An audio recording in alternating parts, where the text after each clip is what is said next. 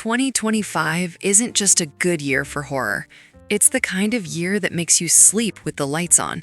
Because some of these movies, they don't just scare you, they stay in your head. And one of them, honestly, shouldn't exist. Okay, real question. What scares you more? A demon chasing you? Or realizing something isn't human after you've trusted it? Because this year's horror movies are not playing safe. We're talking dead children being brought back, death literally hunting entire families, people destroying their own bodies just to be beautiful, and one story where the main character realizes she's not even human. Yeah, 2025 horror isn't about cheap jump scares anymore. It's about psychological damage. And by the end of this video, you'll know exactly which movie is going to mess you up the most. Let's start with a movie that feels wrong. Bring Her Back. This one starts off simple. Two siblings, Andy and Piper, lose their father in a really unsettling way. Imagine walking into a bathroom and finding your parents dead. Yeah, that's how this story begins. They're sent to live with a foster mother, and at first, she seems kind, quiet, almost too calm. But horror movies love doing this thing where they introduce a character that feels safe just so they can completely destroy that feeling later. And that's exactly what happens here. Because the kids start noticing something. Their foster mother isn't grieving, she's preparing for something unnatural. And then they find out the truth. She's trying to bring her dead daughter back, not metaphorically, not emotionally, literally, through rituals. Now here's where it gets uncomfortable. The movie doesn't rush this. It slowly builds this feeling that something is deeply off.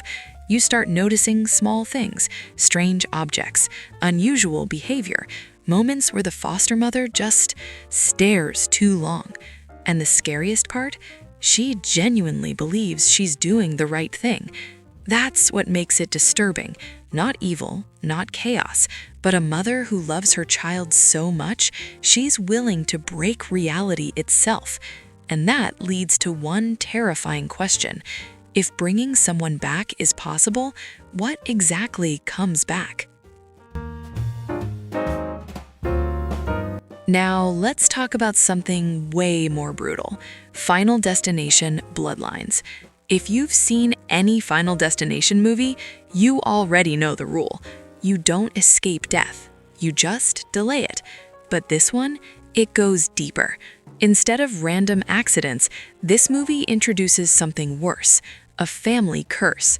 The main character, Stephanie, keeps having nightmares. Not normal nightmares, the kind that feel like memories. And the more she investigates, the more she realizes something terrifying.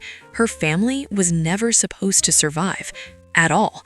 Generations ago, someone cheated death. And ever since then, death has been correcting that mistake. One by one, slowly, patiently. Now here's the genius part. The movie doesn't just rely on shocking deaths. It builds tension. You know something bad is about to happen, but you don't know how. And that anticipation, that's what keeps you watching. Because every scene feels like a countdown, and the moment you relax, that's when it hits. Hard. So the real question becomes, can you outrun death? Or are you just giving it time to catch up? This is where things get uncomfortable. The Ugly Stepsister. This isn't your Disney fairy tale. This is what happens when you take Cinderella and remove all the magic. What you're left with is something much darker. The story follows Elvira, a girl who grows up constantly compared to her perfect stepsister, and eventually she decides she's done being invisible, so she starts changing herself. At first, it's small things, but then it escalates. Surgery, pain, body modification, and it gets graphic, like hard to watch graphic. there's a scene involving her eye. Yeah, I'm not even going to describe it. And somehow it gets worse. At one point, she literally swallows a parasite just to lose weight faster.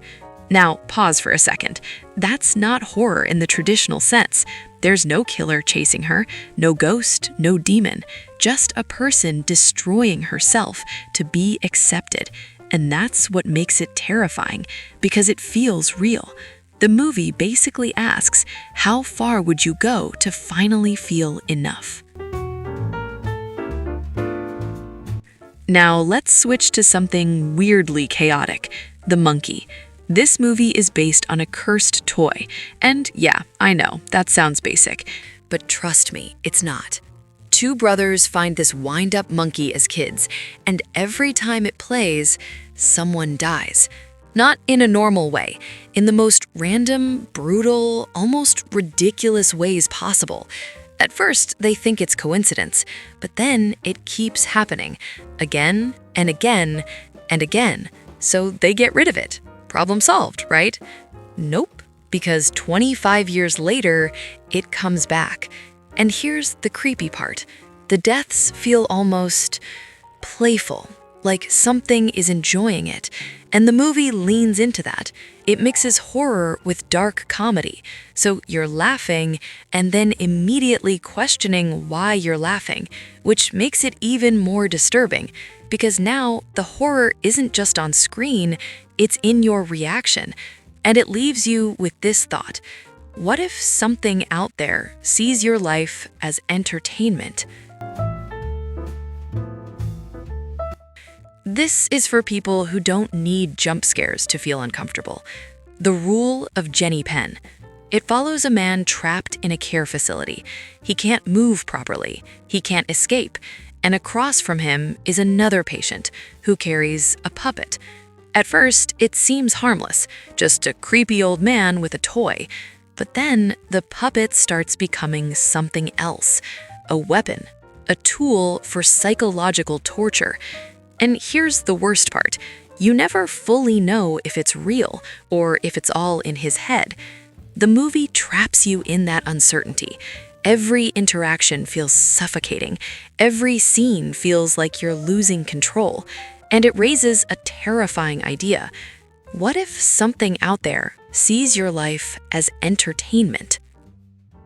Here's what makes 2025 horror different. It's not about monsters anymore. It's about ideas. Losing control. Not trusting reality.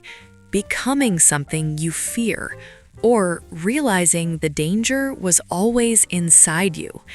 These movies understand something important. People today aren't scared of the dark. They're scared of what's real. And that's why these stories hit harder.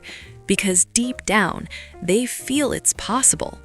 So yeah, 2025 horror isn't just entertaining. It's disturbing in a very specific way. It doesn't scream at you, it whispers.